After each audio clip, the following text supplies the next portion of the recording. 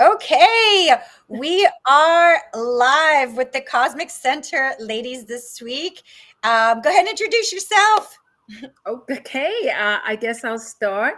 I'm Reverend Sharon Elizabeth, and also known as Baba Sharon, which is my spiritual name. And I head the Cosmic Center Spiritual Light, the beautiful light filled community. So that's who I am. Go ahead. And my name is Catherine. I am also a part of the Cosmic Center Soul Light family. I came into the Cosmic Center a few years ago after having a miraculous spiritual awakening, and it's just been a beautiful flow, divine flow ever since. Okay, and I'm May, Astrology with May, and I am part of the Cosmic Center family. But I'm located in New York, so whenever I go down, which will be very soon, I'll get to visit all the people at the Cosmic Center.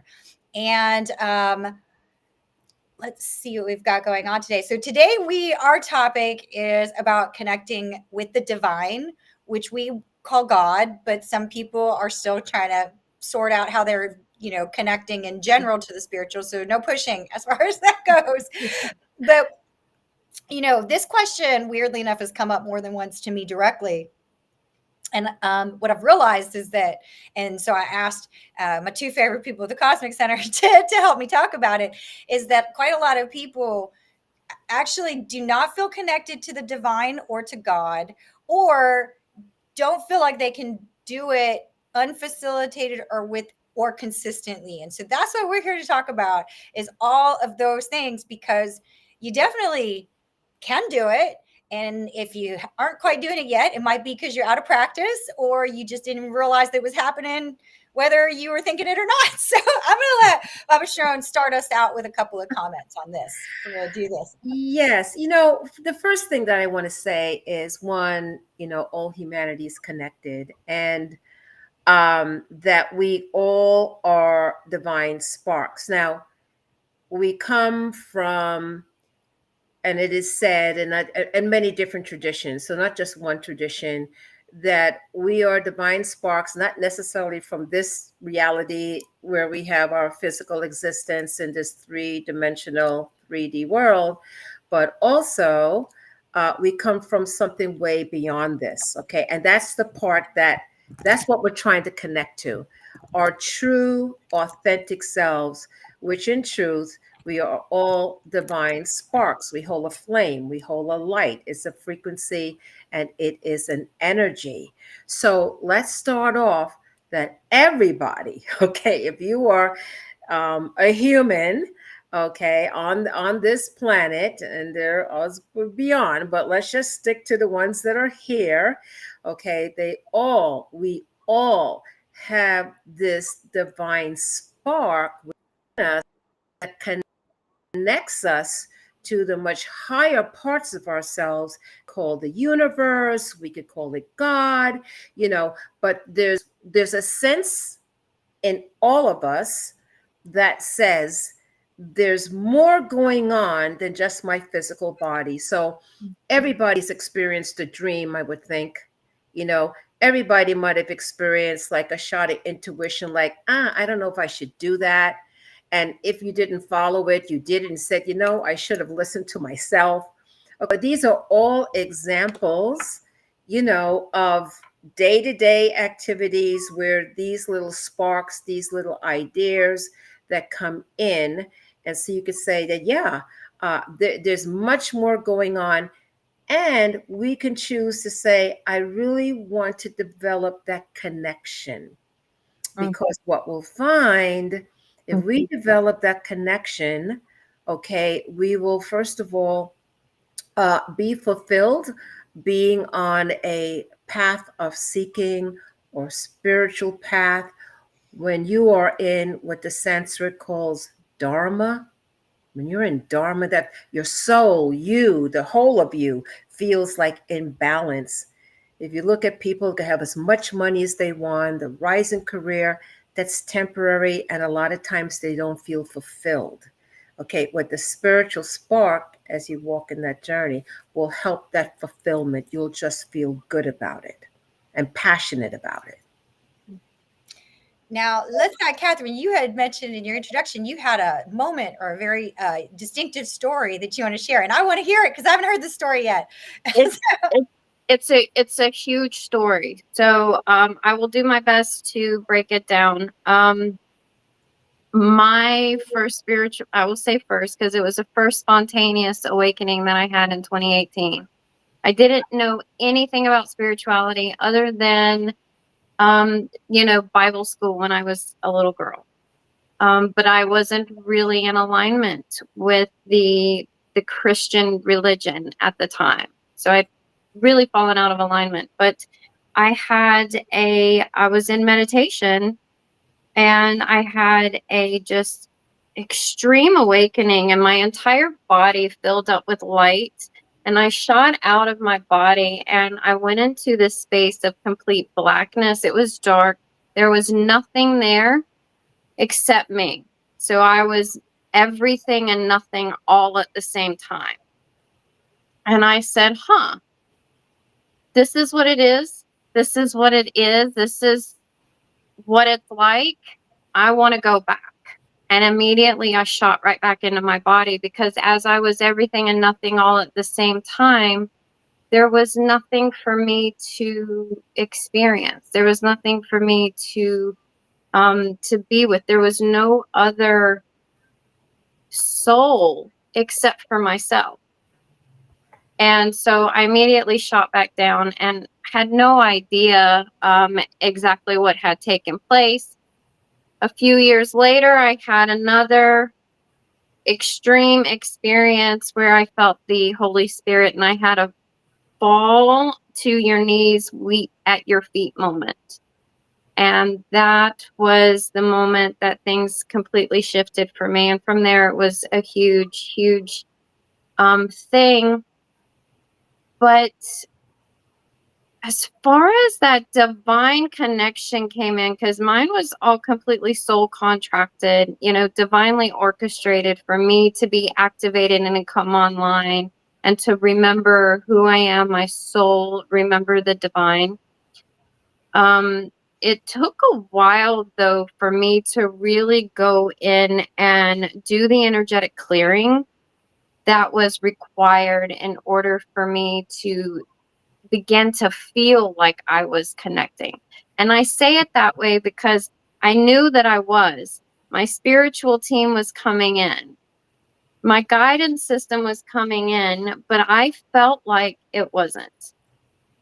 And so I think that, it's really important as we are, talking about how to connect with the divine, to know that you always are.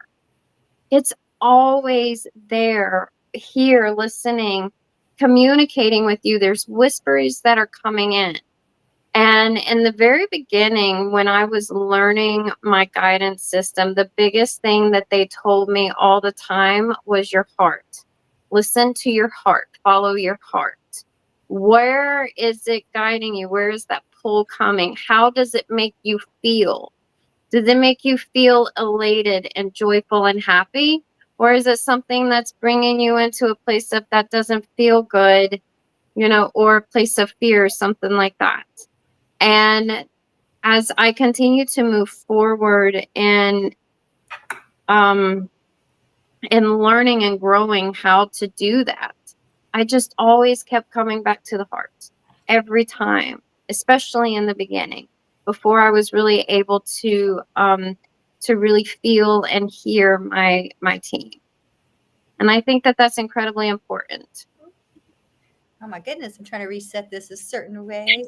I couldn't agree with you more on the feeling nature of the divine spark. And I think this is one that we should, because this is probably where a lot of folks get confused. Now, there's what we call even we will call it the monkey mind. That's a certain way, okay? And the monkey mind has a voice. And then the divine voice is somewhere in there.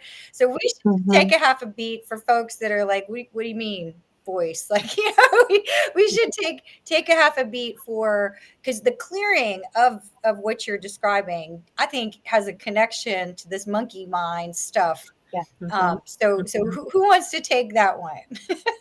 I would just say to everybody who listens to this, look, we're more complex than we could ever imagine. Okay. So let's just take the physical body. All right. We have a mind. So, we know what that is. And that's where a lot of our thoughts come in and so forth. We're also emotional beings.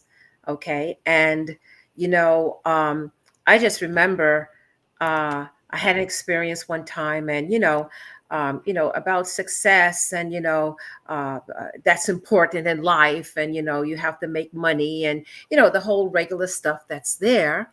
Okay. And all of us kind of go through that because it's an expectation, right? You're told like, hey, this is what success is. Okay. This is what success is. And this is how it should be. But at the same time, okay, you have that mental and you have the emotional and you have the physical body, which was why they say body, mind, and spirit are integrated. And a lot of time what happens, okay, and it could be trauma. It could be, different things where people have had a heart, or something had really hurt the heart, okay, because this is not a walk in the park. I think we could all agree on that. Okay. But as we said before, there is that spark. And sometimes, depending on the environment that you find yourself in, that mind can override everything and program, okay, the expectation of others. Okay. And sometimes you fall into that same program. And so you're overriding something that's very deep inside of you. And every now and again, it kind of makes a shift in the heart, or you'll feel an emotion, okay, or you just sad and want to cry. You don't know why, because there's been that disconnect. Just a simple solution, I would say, is this. It's so simple. I really want to know, okay, who I truly am.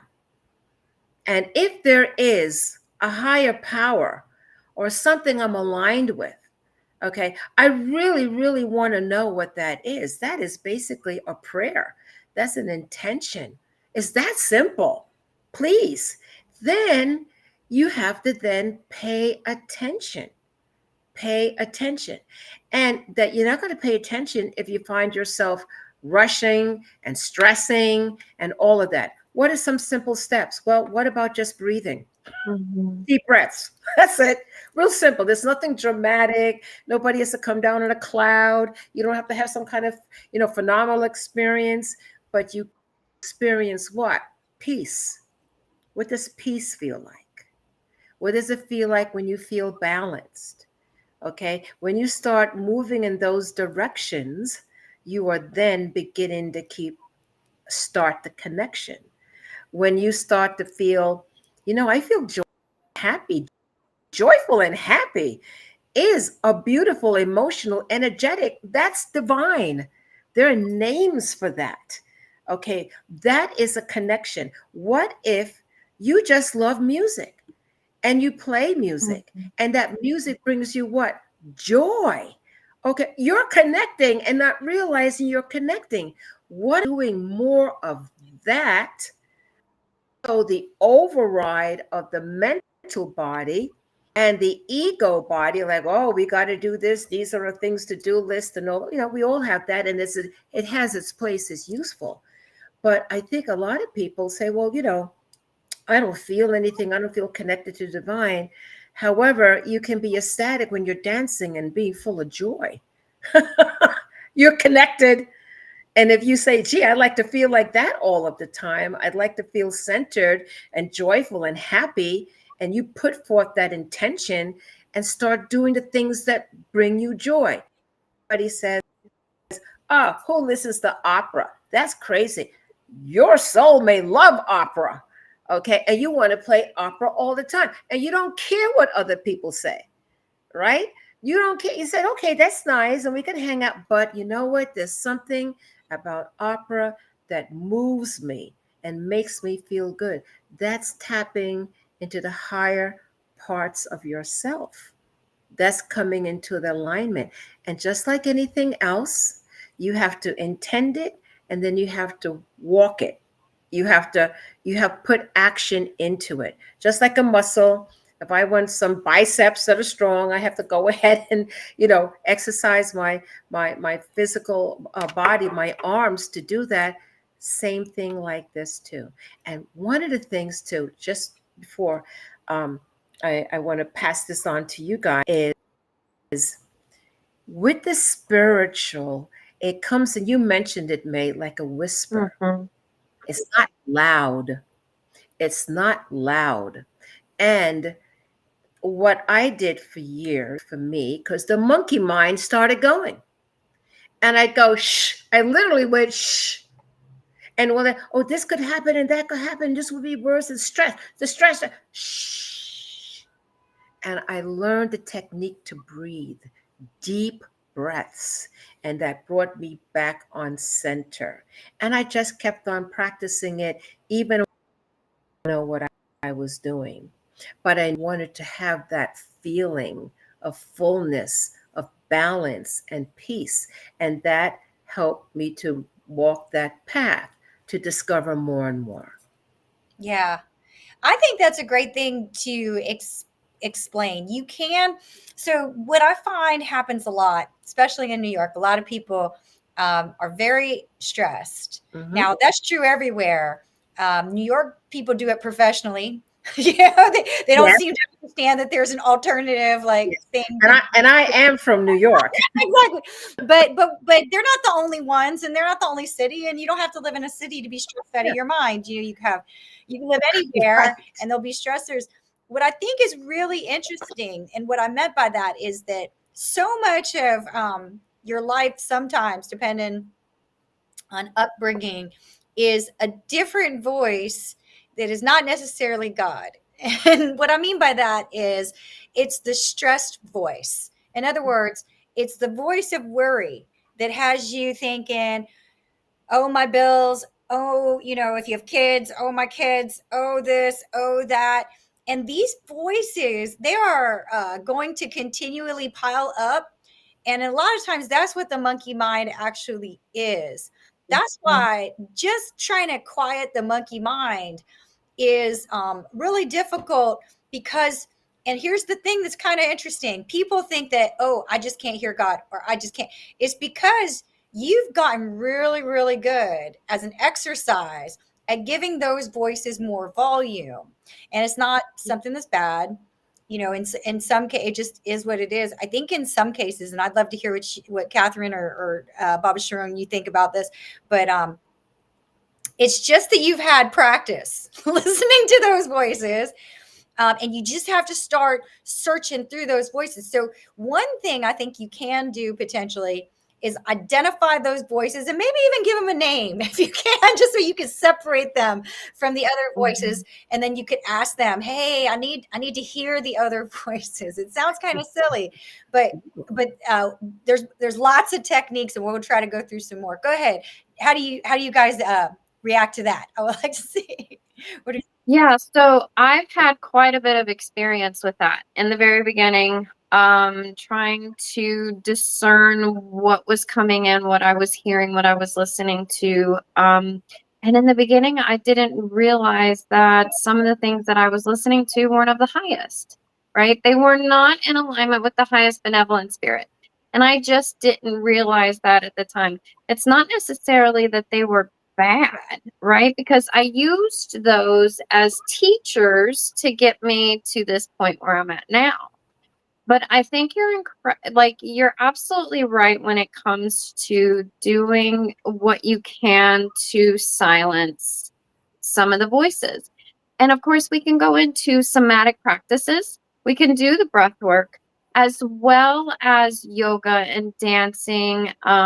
Even going for walks is really good. Going for walks by the beach or in the mountains, whatever. All of that stuff is really good to help settle those brain waves down and to calm those voices, right?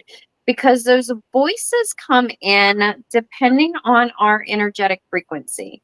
And so if our energetic vibration is, let's say, more in alignment with the lower stuff, then it's easier for those voices to come through. But when you begin to still yourself, coming back into a center balance, and you begin to raise your energetic frequency, it those voices that the monkey mind, those things that are lying to you, that are causing fear and doubt and worry and anxiety, those get a moment to calm down. And in those moments of calming down, that's when the light can come in. That's when the highest benevolent frequencies are allowed to actually flow through. And then in those still moments, and they come in even when those loud voices are quiet. Again, it's still a whisper, it's a feeling. It's the frequency can still whisper even with everything else just quiet, but it's very important to take those moments in that practice to do that, because as we continue to quiet and still things, those whispers eventually get louder, or even if it's not louder, we're able to feel them and hear them more clearly, you know. Yeah, I love that. Absolutely. It And, sounds like you might. right, Yeah. I want to say in alignment with that, another topic about authenticity. Okay. I always talk about the program because there's certain expectations, right? And but as we begin to have the courage to Mhm. say, Dad, I really don't want to be a dentist, I'm an artist. Okay. And that takes courage. It's not easy to do that, but then usually what happens for many people, they just so unhappy. They have the beautiful car, they have the house, they have the things that said, hey, this is what happiness is. And at the end of the day, they don't feel fulfilled. In fact, they look to escape happiness in other ways. They're trying to find it, whether it's through drugs or addiction or whatever addiction out there. And exactly what Catherine, you were saying, May, what energy are you going to feed into? Okay. Now we have a beautiful physical body. It is the temple, but it most certainly is subjective to lower vibrations. I know they call them back in the day the seven deadly sins or whatever, right? So, they used to have these little cartoons where they had like the little devil in one ear and the little angel in the other ear. Okay. And just kind of listening to the more lofty, it's quiet, the more lofty. And I think what helps is when that happens, we're so busy with the override. It's like, oh, it's there, but they didn't pay attention to it. So it's being put down by louder noise. What's the loud noise? The world as we see it. That's the loud noise. And there's a lot of distractions to it, right? So I think part of it is one way is saying, you know what? And I really do admire those people that say, I'm going to be who I am. And I don't care who likes it and who doesn't like it. Bravo for them. Easier said than done. And of course, we're in the world, we have to kind of balance everything. But even little steps of being your authentic self and saying no to something that you don't like or enjoy. Okay, or taking on something, whether people say, I think that's silly, it doesn't matter. This is who I am. And the more you can express who you truly are, think back as a little kid, when at that time you thought you could do anything. What was that? Because the world overrode that. And that's where you're not in balance, you're not happy, and it seems that nothing can actually satisfy that deep-seated joy that we're all seeking for. Because we are all souls. We're souls. If somebody says, oh, I don't know that, well, I'm here to tell you. You have a soul, and you're so much more. You're more than your body. You're more than your mind. You're more than your emotions. If you actually know who you really are, Okay. And all traditions, they talk about this, so, part of that in listening to that small voice, there's many different ways, the breath. What about doing something joyful that you truly enjoy? What about having the courage to say, you know what?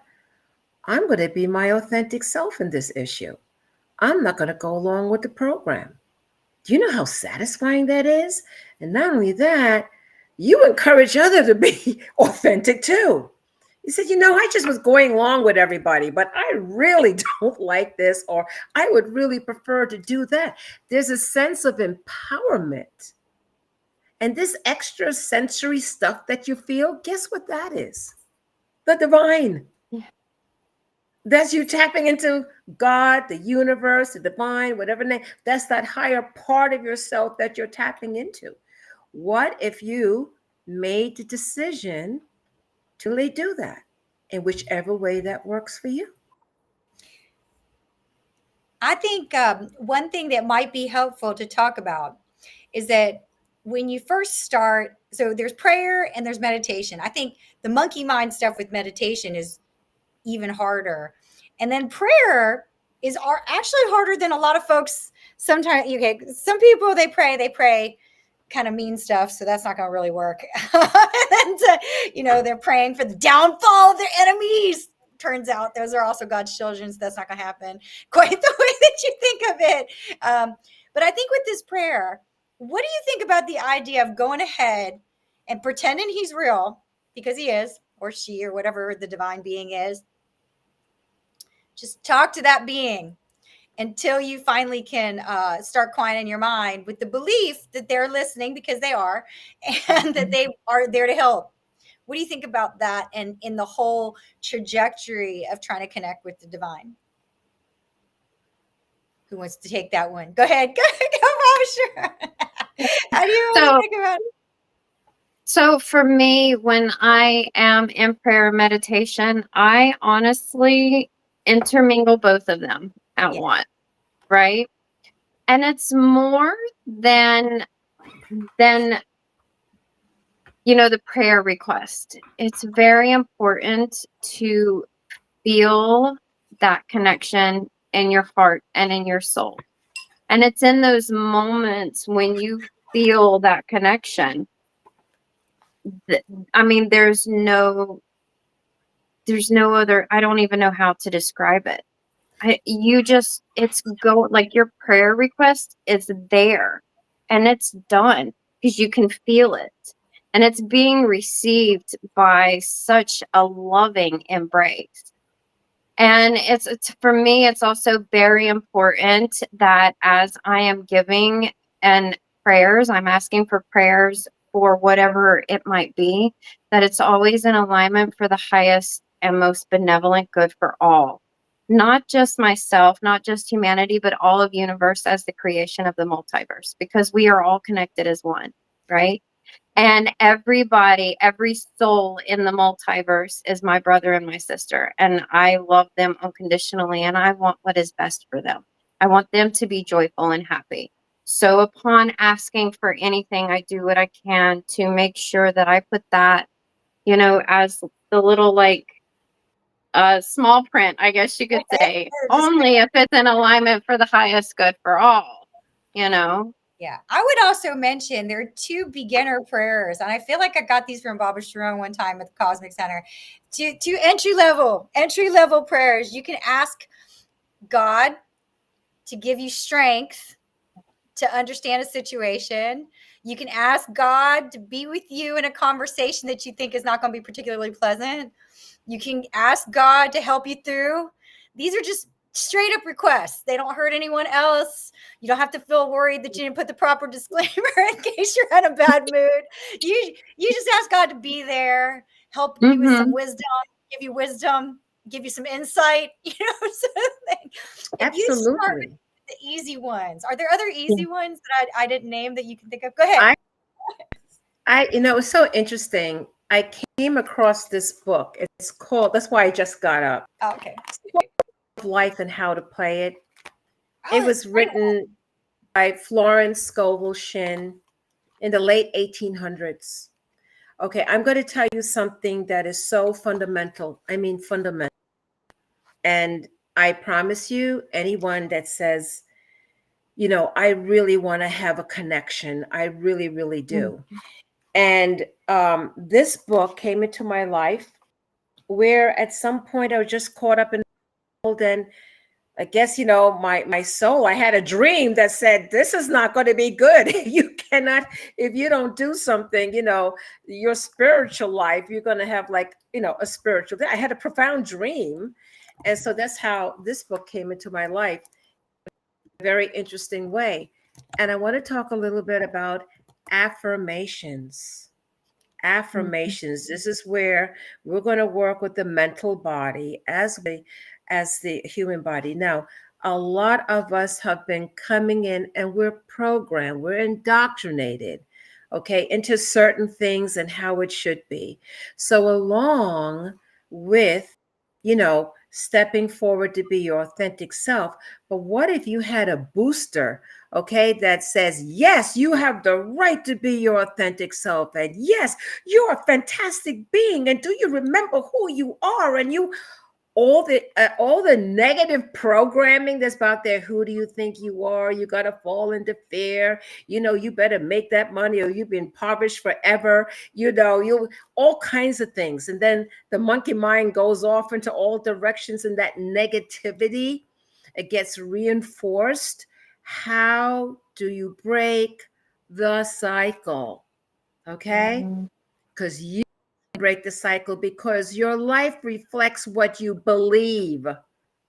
We are that powerful that when, as Catherine said, when you put forth an intention or prayer coming from the heart, I really, really, I'm not happy with my life. I'm not feeling fulfilled. What can I do? Hey, is there a God out there? If you're out there, can you help me? Can you assist? Then after that, you got to pay attention. There's a joke I used to say all the time, and it was, well, stop for a moment and pray for Jamaica. But it was where there was a storm, and this preacher guy says, we don't have to leave because God's going to save us. Everybody laughed, okay, except him. Next thing you know, he's on top of the roof. He says, I'm not staying because God is going to save me. Okay, meanwhile, a helicopter comes by, a boat comes by to save the guy. He ends up dying.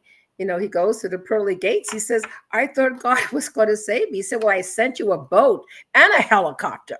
Okay, so so you have to pay attention. So what I love about the game of life and how to play it, and I have given this book back in the day, like long time ago, at least 300. That was part of my ministry when I was in college. I was just passing this book out because this profoundly changed my life. I came in like everybody else with, programming, certain expectations, and I didn't know how to undo the program that I was born into. And it showed me the way to do it. And really what it is repetition. I did this to the point where, the way I was brought up is like, well, you suffer now, but when you go to heaven, you'll be happy then. This book said, no, you could be happy right now. You'll be connected right now. You don't have to wait. I'm like, really? What did I have to do? I did the affirmations. I repeated them over and over and over because it's getting into not just our mind, it's the conscious and the subconscious mind. It's really like moving out the old program that's not working for you and replacing it with the program that is going to work for you. You are worthy. You are beautiful. You're a divine spark. You are healthy. You are wealthy. Okay. You are joyful. You are happy. How often do we hear that in our lives? This book has affirmations in it. It changed my life completely. It brought things out that I didn't even know was in my head, that was running a program I was totally unconscious of. And this brought me into awareness to the point, okay, that I started to say the affirmations in my own voice. Back in the day, they had cassette tapes. But when I was driving to work in my own voice, I would say affirmations that were relative to me. Okay, that I felt I didn't have a connection with God, that I didn't feel I was worthy of forgiveness, that, all the pressures what society gives you. And I picked those affirmations that said, you're just a loving being and joyful. You're gorgeous, you're beautiful, you're happy. I'm beautiful, I'm gorgeous, and I'm happy. I'm beautiful, I'm gorgeous, and I'm happy. And other ones, I am wealthy, I am healthy. The universe works in my favor all the time. I said it until it happened. It took a while, but I didn't stop because I had a lot of deprogramming to do to bring forth the light, which this helped me to do, to the point where I did it in my own voice, and I would play it on my way to work and coming back every single day. And my life was transformational once I got this old, and once I let the heart come forward. It was transformational. So it's an old book. It worked for me. There's old language in it, but there are many other books like that, a lot of self-help books that talk like that. But I absolutely believe in affirmations and also visualizations. Why not? We have tools. We have these amazing tools because we're more than just this. We're the body, we're the emotions, we're the mentality, we have an E, and there's a lot of other subtle bodies. We have an etheric field. Okay, there's a lot of other things that are going on that we are part of. We are made of stardust. We have the same stuff as stars. So it causes you to expand your thoughts and your awareness, So start with the simple stuff. A simple prayer. Hey, I'm talking to you. Hey, you. Mhm. I'm talking to you. Start using some affirmations. Start doing things you feel joyful of, and that energy will begin to come in. And as Catherine said, it'll get stronger and stronger to where there's no doubt. There's no doubt. It's so interesting that you mentioned this book. I don't know, our all mutual friend, Liralai Farah. You guys know who I'm talking about? Yes, yes. So beautiful. She's in Egypt, I think, already. Yeah, she's in Egypt right now. Yeah. She and I connected on this book because she actually was listening to this book on the radio, and then I mentioned it, but I forgot the name of the author, and she's like, this author. And I said, no, it's not an Asian woman. She's like, this is not an Asian woman. Because I looked at the last name, it was Shin. I was like, are you talking about Asian woman? And so, but it's interesting because this book is so timeless. I think the more you read it, the more you get from it. Absolutely. Because at the time that I first read this book, there was one key message in it. And then she told me a different message that she got in it. And then there's some messages even, but the one that I thought that I received from this book at the time that I needed it, that I would share, that might resonate with people that are in different places of whether or not they can connect with God, is this idea that God, being what it is, so to speak, as you grow your ability to connect with God, meditate or pray and hear God, that's option A. That's very direct. But before you can do that as an individual, as you're growing that skill set, the only other option God has is to try to send other people to help you out. Okay. It's the only other option. And if you are just going to reject every single person, that's kind of the moral of your story. If you reject every single person, I would like to give, you are feeling unabundant. Someone comes, tries to give you abundance. You're like, no, I can't take that. Or like, you're not able to answer questions. Someone says, can I help you out with? And you're like, no, I can help you out, right? Or if you just in general rejecting all people, and also you can't connect with God, it's very hard for God to help you. I mean, he does everything. He can send little bunny rabbits if that's what it is, and he will.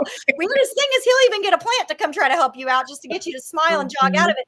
But I would say this is a great book if you're trying to figure out where it is, because the piece that you need is in this book. Usually at least one piece is in it. Is in it. And It is timeless. It's timeless. It is.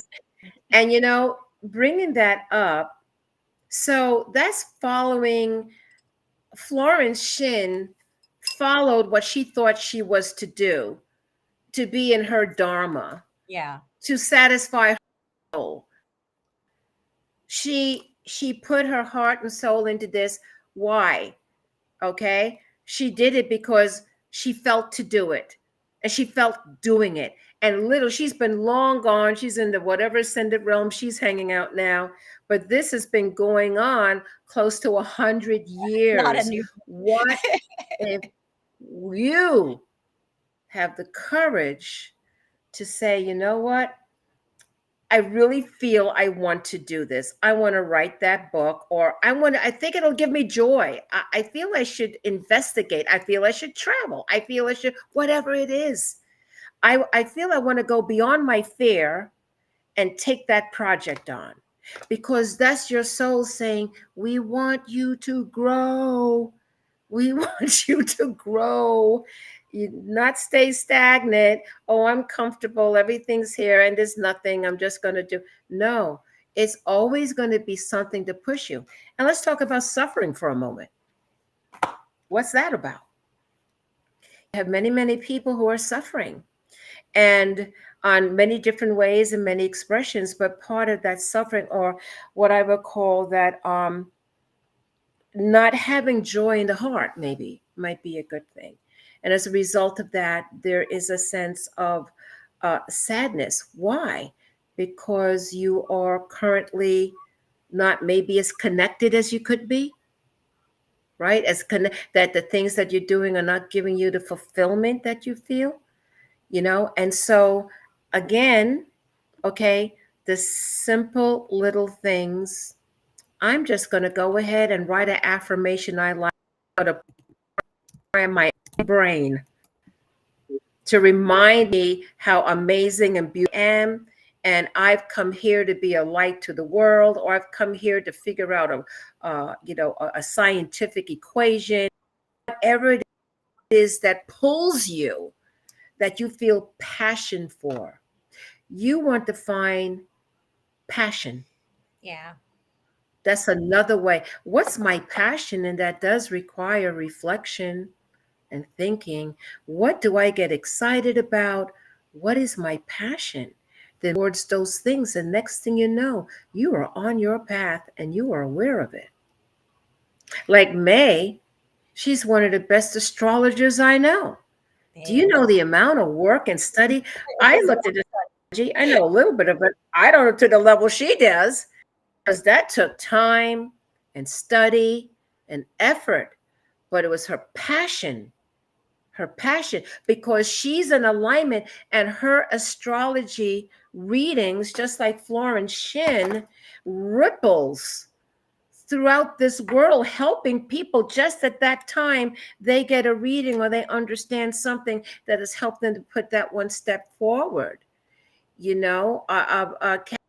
Speaking from the heart, and how you could feel the love and the emotion that comes from Catherine. That can be very soothing for somebody. What about just somebody smiling? Just a smile in a neighborhood. I love doing that. Just what can I do to connect with God? Well, what about smiling in a grocery store, or recognizing somebody in the street that everybody has passed by, but you look to make a human connection? And the more you start to do these things, okay, the more you start to feel fulfilled, the more you feel one with the universe, with God, with the benevolence, and even through challenges. And we're all going to go through challenges. But what if you know that you could get on the other side of that challenge? There's just always going to be a way for that to happen, because you have this higher connection to who you truly are. Now, now let's talk about what can people do to practice this? Like, should they set aside a time a day, or how should they do it? Is it once a week? Is it once a day? What is it? Well, for me, it was dramatic. It was a weekend. Okay. That's true. One weekend can change you aggressively if it's right time. Yes. That's true. Yes. So I'll tell you what I did. somehow I resonate. I think that dream really got me like, oh my God, I could have a spiritual death. I don't want that. That doesn't sound good. And so I wrote out these affirmations in this book on paper, and I pasted it all over my bedroom. So when I got up, I read it over a weekend. I read it every single day for hours, over and over. I did this for a full weekend. I did it on a Saturday. I did it on a Sunday. And when I woke up on Monday, I was different. Different. Whatever happened to I did that. I just decided to do it. But you can do it and integrate it. Simple things like having this simple thing. What about, like, I'm not a morning person, so I'm disciplined. I wish I could say I was that disciplined. I'm not, but I'm more of a night person. Okay, and then I'll just take some time for what? For me to read. Okay, like knowledge. I want to read, well, what did the Egyptians say? What is their belief system? What about the Romans? What about the Gnostic Gospels, which is one of my favorites? Okay. And I'm beginning to learn, studying and knocking on the door to seek. Seeking is huge. And again, you're falling with the action. I want to know what's going on. I want to talk to God. I want God to talk to me. I want to know it's real. Then you start, go into the library or go into a bookstore and put forth the intention. Everybody could do this. Tomorrow morning, you go into a bookstore, just walk around and say, I'm going to have a book that's going to assist and help me to move forward. And you glance and you see a title that calls to you. Get it. Pay for it. And read it. These are the signs, synchronicities. And that's another topic we need to talk about is synchronicity. Definitely do that on a different episode. That's a great topic because synchronicities are definitely sent by God. Catherine, do you have any fun practices that you use or that you started with to try to, because it's called spiritual practice for a reason. Yeah. Yeah, the word practice. So I first began by feeling. I would practice feeling something. So in the very beginning, I was clearing and alchemizing a lot of anxiety and fear. And so it came in from spirit for me to, during meditation, was to practice feeling safe. And that feeling would honestly, in the very beginning, only last for seconds at a time. It would pop out and I'd have to pull it back in. Right. And I was like, what is this doing? And spirit told me that the more I can practice feeling safe, the more it will ground into my energetic field, into manifestation. And that will become a new baseline frequency for me. It would be to feel safe, because it was very important for me to feel safe and to begin to trust again. Then from there, once I was able to begin feeling safe, it was very important for me to go into the heart and practice feeling love. And it might be for anything, my cat, my friend, the bird that was outside, whatever it was that I could connect with, to practice feeling the energy and the frequency of love. Now, after doing that for a few years, I'm in that same alignment as Baba Sharon was just saying. It's very important it was for me for feeling, but now it's time to grasp the knowledge and the wisdom and merge it with the feeling of those frequencies of the highest benevolence. So now I'm reading every day. Wow. Something, even if it's just a little bit, one chapter, 20 minutes, whatever it might be. I'm doing that to read every day because as we can change and shift our frequency in the beginning, what we're feeling, we have to have that knowledge and that wisdom to continue to grow and expand in that consciousness, right? Because it is body, mind, and spirit. And we have to, as as the ascended masters brought in their knowledge, right? And now they're able to co-create on the highest benevolent level, right? We have to have that knowledge, their teachings, so we can further embody our own mastery and live in alignment and the highest frequency with them. You know? Yeah. Definitely, definitely. Yeah. And, I wanted to say to May, to share, because I know that May is the person who says, I really want to, I feel I want to help this person. Helping people gives her great joy. It's true. Yeah. I what choose is- to want to help too. So helping Yeah. people. That's her joy. Then she also is a person that will say, well, I got to figure this out.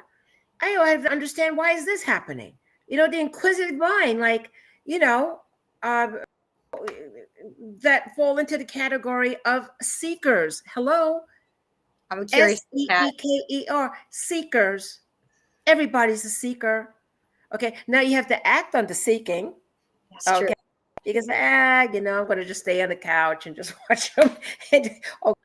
But if you want to be happy and joyful, I think this is what everybody wants, right? Some joy. Okay. Then it is absolutely worth for you to seek. You try different things. Okay. I've gone to so many different type of to any place of worship. It didn't matter, synagogue. It didn't matter, whether it was an ashram. It didn't matter. It was I was just curious, like, hey, what's going on here? And then you meet different people. They give point of view. You give your point of okay. And just like with May, her joy is helping people and also seeking to know more. That's called a spiritual path. And that's an aspect that every one of us has. You don't have to be super spiritual, and that you have to just be on that path to God. And the connection is always there, but to make it stronger and to experience it in your life. And you know what you'll find? You'll be smiling and happy like May all the time. I am really happy a lot. It's actually she emanates joy. Okay. I've seen other people, they don't emanate that. Okay. So we want to be like joyfulness, like how May has that joy. Easy to smile, easy to help out. And then you start finding the higher heart of compassion and unconditional love and say, I just can't have this for myself. What about others?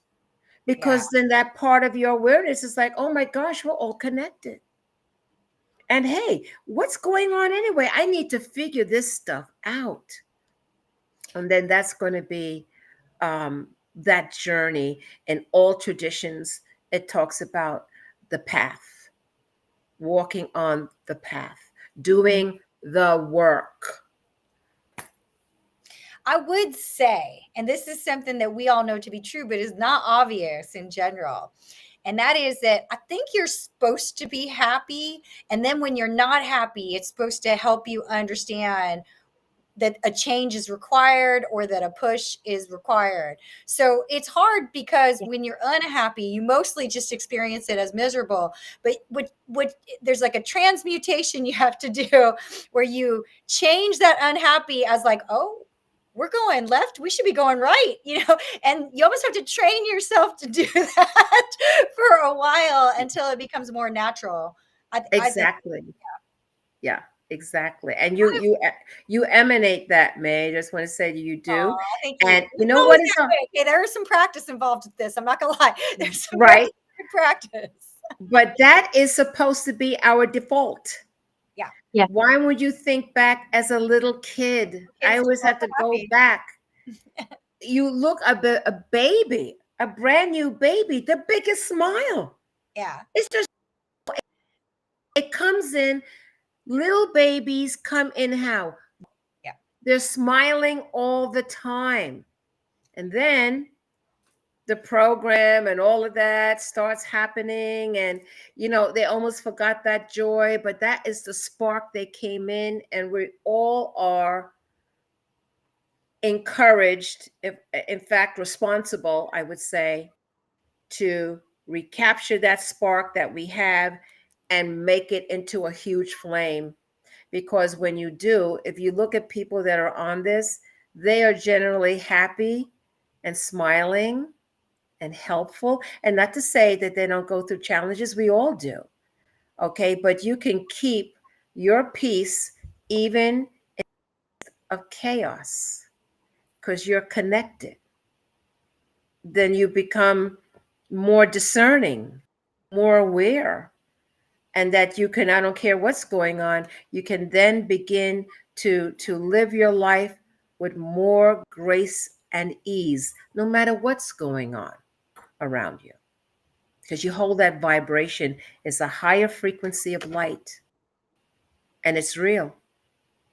It's kind of an interesting thing because when you see a really like frowny looking kid, you're like, that's weird. But when you see a frowny looking adult, you just think that's normal. That's kind of a strange thing. Just to So- give you a sense for how weird the programming actually is. So, at what point is it? I mean, okay, I get it. There is this period we call teenagers, and those kids, they're not mostly smiley. So, but if the natural state before just think about it is all I'm saying. It's just So, May, I have a question for you because you said you have a practice for this upliftment, the joy. What is your practice? I just leave New York periodically. She's so I'm funny. only half joking. I'm only half joking. Okay. Half joking. Okay. Half joking. Okay. So I do actually, and this it's always a work in progress. It's always developing. And I would say that for me, as I've been, at first I didn't understand I was even connecting to God, right? I would just naturally want to do things that required what I call the creative spark. And I believe, and I think you guys agree with me, but we've never talked about it, that all of the artistic stuff you do, similar like gardening also fits this, anything that people do as a joyful hobby, that's where it's easiest to find your connection to God. Mhm. Okay, I didn't know that that's what I was actually doing when I was like, I need to go karaoke or I need to go do something else after a really long day. Some people, they do other things that are a little harder to find God and drink and stuff like that. And listen, I've had my fair share of drinks in this lifetime. So like, Me too. no, yeah, exactly. So that's not what we're saying, nor are we encouraging or discouraging either way. But there are some things that you do, hobbies that you naturally like. So I would actively seek these out. I used to be really miserable in my old job, not gonna lie. There were things that were great about it, and I appreciate every moment of it. I even know why I had to go through it at this point. So early days, it was just about trying to reconnect myself with joy. Travel is probably my biggest joy, and travel has some unique characteristics in that for folks that don't have the fear of travel, because some people really do, and then it's not as pleasant. But if you have more of an excitement for travel, it knocks you out. It's why sometimes people will see a situation, particularly for young people, and they'll say, you need to get out of this arrangement just to change a pace situation. So what I realized now that was happening during that period of my life was I was removing myself from the stimulation of and the act that was causing me to be not happy. And then I went through this literal journey, right, of going to country, and I would, take the Instagram pictures and stuff, right? And I noticed in the pictures, even when I go backwards, when I'm not happy and I look back, I'm like, I remember this wasn't faked. I legitimately was happy. And so over the course of the many years that I was doing the nomadic stuff, and I think I'll always be a nomad at heart because I now realize why I'm doing it. Whereas first I was just doing it. But during the course of all of that, I realized that for a lot of people, not everybody, but travel, because it takes you out of your element, brings you back to the present, which makes it a little bit harder to hear all those monkey voices. And so if you've actually gotten to a place, or for me, when I was at that point, I got into a place where every negative thing people were saying on a given day you know, you're gonna have a lot of haters in this lifetime if you're doing anything right. And you can't let Oh the yeah, haters get into the monkey mind and be a thing. correct. And that's what I had Correct. done as part of many things that were part of my monkey mind. So, you know, at first, so the travel washed it all out. And I even joked, I think I told Baba Sharon this one time, I was in Vietnam. And notoriously, Vietnam is known for having crazy traffic such that you can't cross the street. And I had gone into a spot again here in New York because New York does that sometimes. And I went to Vietnam and I was just trying to cross the road. I was like, oh, I'm going to die. I need to focus. Right. So I start focusing. I feel this Zen overcome me. And almost like, because, you know, because it's easier for me now to hear when God's talking to me. It's like, see, now you're not thinking about it. So I was like, and then I was sharing this, like somebody was asking me, you know, what do you think about the trial? I ran into these stranger tourists because when you're traveling a lot of times in a foreign country in particular, you're so out of your zone. You just talk to strangers. You won't assume all strangers are horrible, whatever it is. And some of that's because of context. You're in like a nice hotel or a nice restaurant. They're clearly also Americans. So you strike up a conversation. But I was tired. They were like, what do you think about the traffic? And I was like, I find the traffic to be Zen, almost meditative. They're like, what? Then I explained him to her. I explained them why, you know, my logic for how I was like, you know, I can't think about anything else. I can only think about surviving on the street. And you have like getting all those voices out of my head. It's the most pleasant thing I've felt in a while. Right. But then their question to me was even like, what about the honking? Don't you find that noise really obnoxious? I'm like, you know, I find the noise as an attempt to be helpful. You know, and I won't run you over. most people in life, they might not be saying it in the prettiest of words. They're just honking at you. That's really all it is. I'm here. I acknowledge. Thank you for not running into me. And I think, and you know, this analogy, I just feel like was God sent as far as that goes. And something You know, I was also going to say that reminds me, there's a book called Teen Prophecy, and that came out many, many, many years ago. But one of the key things I got out of that book, because sometimes your growth requires you to get out of your comfort zone. yeah. Okay. You have to like go, because it is growth. Yeah. You know, there's a whole evolutionary process over here. And I remember this time in my life, and I did have fear. I'm like, oh my gosh, something happened out of the blue. I didn't expect for it to happen. You know, how am I going to deal with this now? And this book came into my life, which I think everybody should hang out in libraries and just look at books that may come to you like this one. But in reading that book, it said, hey, because a lot of times the controlling factor is what? Fear. Fear. Mm-hmm. It's a big deal on this planet, right? It's been very effective. It's been used very effectively. And it had me look and say, why don't you look at life or whatever it is that you're fearing as an adventure? You travel someplace you've never before. You have the expectation that you're going to have a wonderful time. I do. Occasionally it creeps up on me in the weird way, but then I realize I have a lot of faith. Yes. I have a lot of faith now. And then because you have that, you're what? Frequency. We're all frequency. Yes. Okay, we're all frequency. You're holding that frequency. So you could actually walk across in Zen of all of that because of the frequency. The cars will like bow or something as you're walking. Because you have this, and that we gotta watch the Brilliant Road.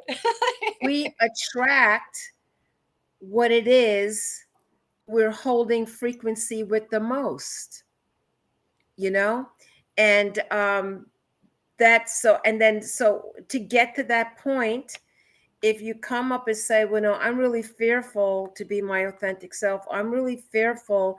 I don't know. I've been so programmed. If I read this book, there are a lot of people who have to deconstruct what they've been indoctrinated in. And that's a real thing. And then at some point, you have a small voice and say, who are you? No, really, truly, who are you? And that may require for you to say, I don't know who I am, really. That may require to say, I'm not sure if I'm going on with this family tradition. It doesn't make me feel good. I need to go and inquire. I want to feel good. I want to feel fulfilled.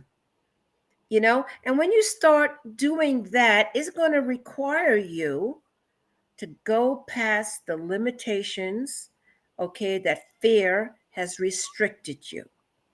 You have to be prepared to say, what usually happens too with a spiritual awakening? When somebody says, I just can't take this anymore. I don't care. Okay, then all of a sudden, it's like it came to the point, to the brink.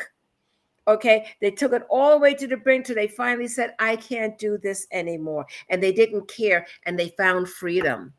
Yeah. They found freedom.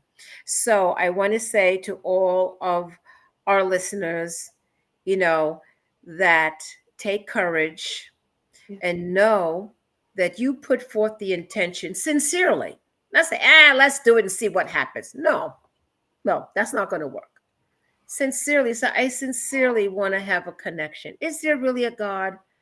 I want to know if there's a God, or by whatever name you call it. Is there something more? Is there something benevolent in the universe? Is there something that can protect me and guide me? Is there something out there? I truly, truly want to know. And if you're there, please speak to me and guide me.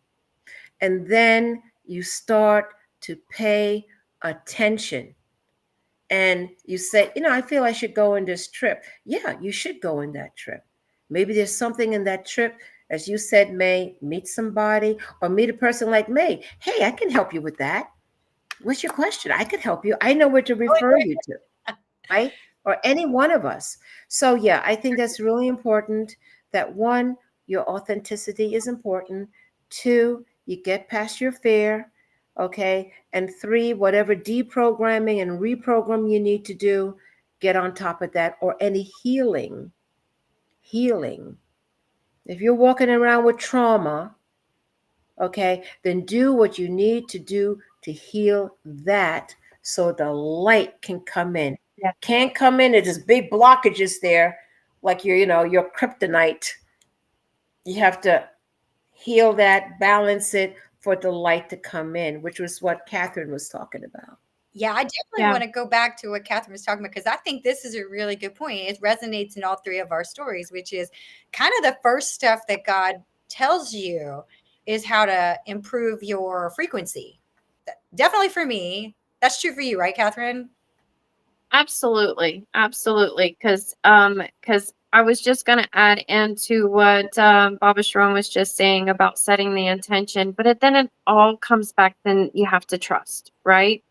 So you have to trust yourself and what you're receiving, because in the beginning, when I was told to practice feeling safe, it was also about trusting. And I said, how am I supposed to trust something that I don't see? But I was actually then guided to begin trusting the things that I can, right? So it was, how can I best explain this? So we have this fear programming. Oh, we got to lock our doors, right? Our front doors have to be locked. Our car doors have to be locked. And I'm not advocating for somebody to just leave everything out in the open. But what I am saying is that the majority of the people, from my experience, are trustworthy, right? And so it was very important on the journey to begin to look for the areas where I could trust people, where people here are genuinely good. We are born good. It's just the programming and everything that's come into play that has disrupted that. And so I have a question for you before you get too far. Yeah. So now we've been talking about the whisper and the voice, but there's a lot of different ways God can communicate. So can we help the people just to indicate all the different, because when you can't hear it at first, it's hard for you to see that you're being communicated with a little bit. Yeah. So in the very beginning for me, everything just came on. My vision came on, my hearing came on. It was a good way. extremely intense, very intense. As the time has gone on, things have kind of settled down a little bit. But communication comes in so many different ways. You can feel heart pulls, right? Or if there's a vibration or resonance that happens that you feel within that says, oh, this feels good. This feels like joy. This feels like happiness. There's different ways that you can also set up communication with the divine, with your spirit guides, where you could say, like, for me, if I receive a zing on my left hand, that's a yes. And a zing on my right hand is a no. Huh. So what's that? I didn't know you could do that.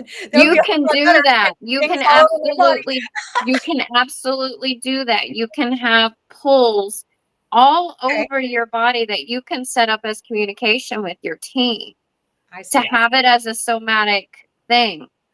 But also the things that come in will be a frequency, and then the frequency has to come in and you have to just like sit in it for a few moments, right? And kind of decode's the word that's coming in, but that's not really the word that I was going to use.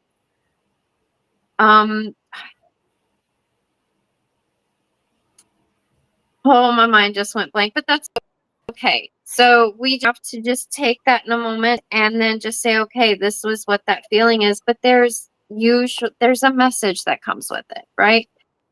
Because some of us can see, some of us hear, some of us feel. And I think it's, you can strongly develop, like if you feel like you're feeling your clairsentience is your main one, lean into it, right? And yes, you absolutely can say, this is how I want to receive these things. And then just continue, because we're conscious creators, right? So we set that intention with the universe and say, this is how I want to receive it. And then you just allow, and you have to trust it, right? So when you begin to feel your pings or your thoughts, the whispers, the lights that may come through, you have to just listen and trust it. And I think it's very important to come back into that frequency of trust when you set that intention to receive, that you're trusting what you're getting, especially if it feels light, right? If it feels light, if it feels in love, if it feels in joy, that's the direction to go. Because I have had many nights where I have visions, right? But the visions may come with no feeling. That doesn't do much for me. How am I supposed to follow and lead with that? Because we can see anything, but it's our feeling that is the big guidance system with it. What about you, Baba Strone? Do you have anything to add on that one? Well, You've seen from also I want to, huh? And you've talked to hundreds, thousands of people at this point. If there's other things that you think folks should know. I do want to bring in, and I think it's important in this discussion, is synchronicity. Yeah. Because those are the signs. Yeah. Those are the signs, okay? And everybody here listening to this, we all have an intellect. We're all co-creators, Mm-hmm. intelligence. Okay, we're really created in an amazing way. All right. And that is why when you come into your authenticity, nobody can gaslight you. Because you're not just depending on that. You have a higher thing. So, you're like radar. Okay. And we are energetic beings. So we have vibrations. In fact, we have electrical within our ATP, within our body. I mean, we are just amazing beings. And the communication, I want to say, first of all, can come in uniquely for that individual person. Somebody may feel it. Somebody may be more telepathic. Somebody more tactile. It could come in any way, because even though we're all one, we are all unique in our journey, right? So you then, as they say the word, pay attention how it comes to you. You can never, ever compare yourself to another. Yeah, Ever. that's That person is moving in the way and how it is that connection for them, which would be completely different in how it comes in for you. So, one person to another. That's number one. Number two, as I mentioned before, get past fear. Okay, do what you need to do that. Look at it as an adventure. Hey, it's an adventure. I wonder what's going to happen today. The number three is, the paying attention.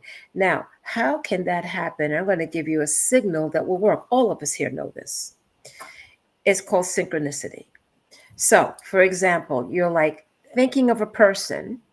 Say, gee, I haven't seen or spoken to, Mary in the longest time, and she just comes into your mind. Just comes into your mind out of the clear blue. You get a call from her. Or somebody tells you, Mary Jane. And he said, gee, about her. I was just thinking about her. And she calling or somebody mentioning her name when you haven't thought about her in forever, that's synchronicity. Then you start to develop that synchronicity. You say, oh, if there's a God out there, I really want to feel connected. I really, really do. Please help me.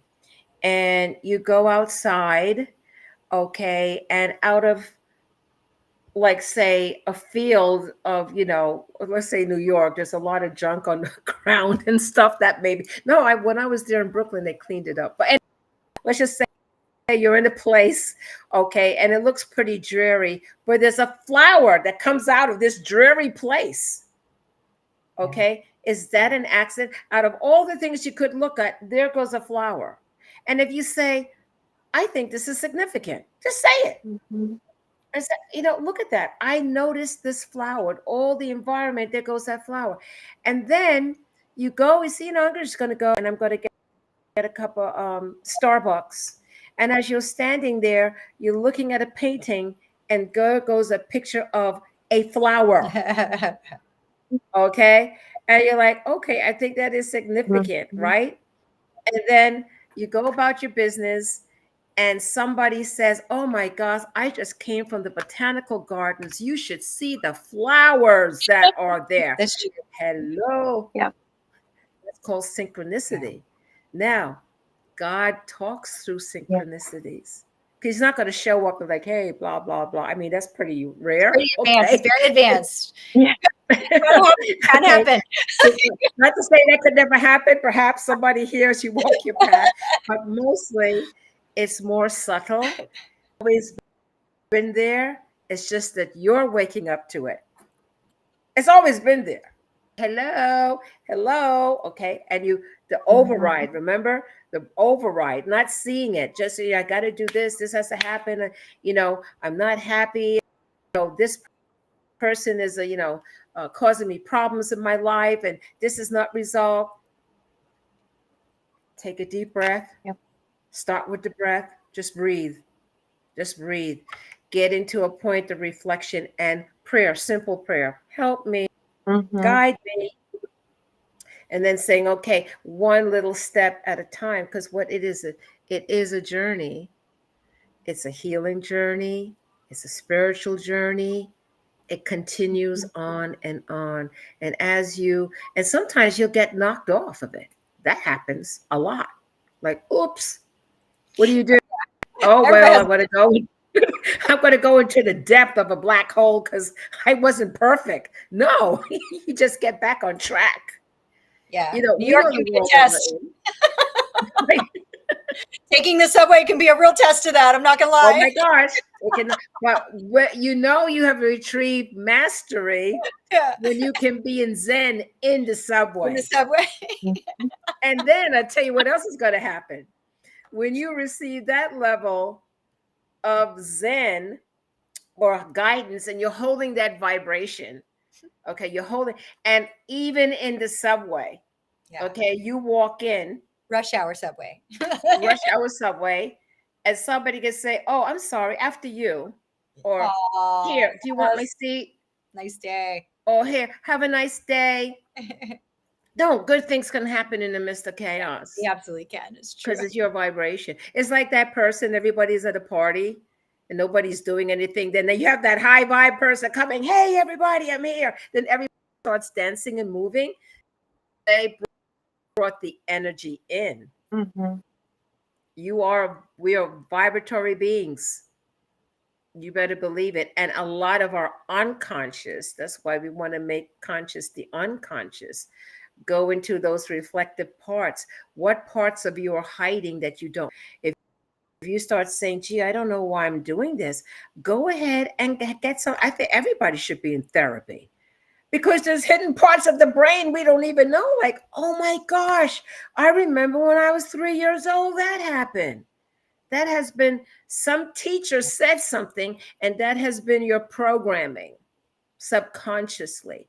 But what is the blessing as you seek God? God is seeking you, has always been there. Always there. It comes to your attention. Hi, this is how you can improve yourself. Catherine, did you have to overcome fear? Oh On your my God. spiritual path? Did you Right have to that way. overcome fear?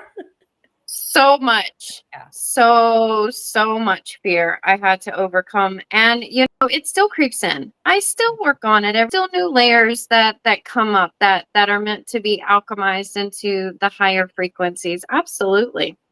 But one of the things that I did want to just add on to what you were speaking as far as the synchronicities and as far as people connecting with the divine and listening was it comes back into the alignment of when I was speaking of trusting my outside reality to be able to trust something that I couldn't see. And that was the synchronicities. Trusting, when I began to really trust the synchronicities that were happening that I could physically see, that was my confirmation for me to be able to begin trusting this communication, this communication that was taking place between me and the universe, between me and God. And I think that it was a beautiful process. And in that process, I was able to release a lot of the fear because that trust was there. You know, that trust, knowing that even though I might, the reflection, the fear may be there, that my family of light is there step of the way. And there is this surrendering that can take place from this fear, and just surrendering over, knowing that everything that's taking place is for you, and it's come a place of love and benevolence. So And that is so useful. Yeah, it's very It's useful. this I think if you don't, if you're not connected to the divine, it's okay because he's connected to you or they're connected to mhm, you. Okay, so it's not like you're ever truly disconnected. It's just whether or not you feel like right. using that power up, if you will, for lack of a better word. But I would also mention too, in this kind of beautiful way, I do think sometimes people feel, and it's particularly true for folks that are very their only experience with higher power is in an organized fashion, and they might hear about other people from their church or their synagogue or whatever it is their belief system. They might hear about those folks praying at home or what have you. They may have learned a very formal way of doing it. You really don't have to be that formal. You know what I mean? It is kind of a personal dialogue, yeah, and knows when you're having a bad day. So you know what I mean? So we still want to try to speak nicely to but in fairness, it doesn't care. You just need to communicate. Right. And so that takes another level, and it brings it again, because that's a very important component. Because as I mentioned before, we're born into an indoctrination system Yeah. from our parents, from teachers, from religious, leaders of various, different denominations and stuff like that. And I guess as a little kid, I remember that, I was told how I was brought up that the particular organized religion I was part of, that was the only way to get to heaven, right? Mhm. And I was so concerned about all the people that were good people, but they weren't part of this particular religious organization. I really stressed over it. Like, oh my God, you mean Aunt Mary is not going to go to heaven? Which on some level that made absolutely no sense. Okay, but I just remember that. And later on, as being part of my authentic journey, okay, I just remember reading stuff I wrote in the third grade, in the fourth grade. I went to a religious school. It was very specific, how things were. And I looked years later what I wrote. I said, oh my gosh, look how indoctrinated I was. I was. But then I had to follow my feeling, which is what Catherine is talking about. You may not understand it mentally. Have you ever had where you have a feeling? It's like I just have this bad feeling about something. Okay. And then later on you find out why you felt bad, because the feeling came first before the mental part did. But what tends to happen, people ignore the feeling and go by the mental part. Mhm. Right? We have to kind of flip it, like come from the heart. The heart knowledge knows, and then the mental will figure it out later on. Okay, so at some point you could say, what if everybody stayed the same and never changed generation to generation? What if everybody was stuck in the thing and dare to be your authentic self? Right? And just look at, back early in the Middle Ages and before, you had, Michelangelo and others, that were like heretics and they would kill him. And turns out they were right. Okay. So also, I just want to say, for those that are trying to make, maybe, maybe you're to be a Buddhist. Okay. Or maybe, okay, your connection to God is in nature, or maybe you're an advocate, or maybe you feel that help people suffering. Maybe you're the hospice nurse. Okay, maybe you are taking care of children, and maybe you're that person that when anybody comes around you, they feel better. Mm. Maybe you're that person, and whichever way that happens to you, because everybody's connected to divine. There's no person that is Yeah. not. And this is the other big stepper. That big stepper is, am I worthy and will I be forgiven? There might be a program in there that says, oh, look what you did and you're not worthy. Okay. And you're the only idiot around. Everybody else is doing better than you. And the monkey talk is just so amazing, which we talked about before. Yeah. Okay. And just what if you say, okay, I got to do something new. I'm going to take that affirmation, or I'm going to do it. I'm going to program myself how worthy I am, that I can be loved. Okay. And that I know that there's a benevolence over there, no bad, whatever I've done that I perceive to be awful, terrible, everyone can be forgiven. Mhm. There's some people who can't forgive themselves. And you have to do whatever it is that you have to do to take those tiny steps to start to heal, to bring awareness if you're not aware, to get out of the rat race, to really tap into who you are. And then the divine, I promise you, Catherine promises you, May promises you, when you do that, the love of the divine will begin to reveal itself to you, that you'll be able to see it and understand it on your journey. Yeah. On your journey. Well, we are almost at an hour and 30 minutes, and I feel like we've had some watchers, but not necessarily interacting. That's okay. That's okay.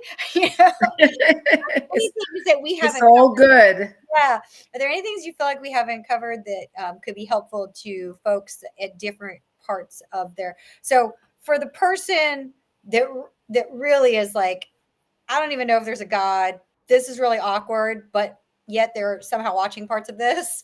You know, what would so then there's probably someone in the middle who has a lot of faith but hasn't been able to connect with God.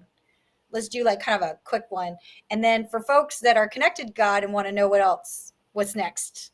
Oh, So three So, different people that we're talking to. so yeah, What would be your like big like last minute one? You know, maybe do it in a quick like rapid fire. So go ahead, Catherine. for the one person that may think that they don't think that they have that connection, that connection isn't there, I just wanted to share a quick story of an experience that I had. I was out meditating at Siesta Key one night, and it was pretty profound meditation experience that I had. And when I opened my eyes, everybody on the beach, everybody had their cord that attaches up to their higher selves, to God, to the divine. Everybody, not one person on that beach did not have that cord, that connection. So that connection is already there. yeah, It's just a matter of nourishing it, right? It's a matter of just setting that intention and nourishing that connection and strengthening it down. yeah. You got to practice using the connection. That's all. And the cable is installed. You just got to hook up the TV. Okay. and I would add one more thing in closing. Love yourself. Yeah. Oh yeah, that's Love yourself, because you are a divine creation made. Your true essence is love. So love yourself. That's very true. I think that's a really important one because sometimes people don't even realize that that some of their words or some of their actions demonstrate a lack of self-love. God clearly loves you, so you are literally raging against that love a little bit.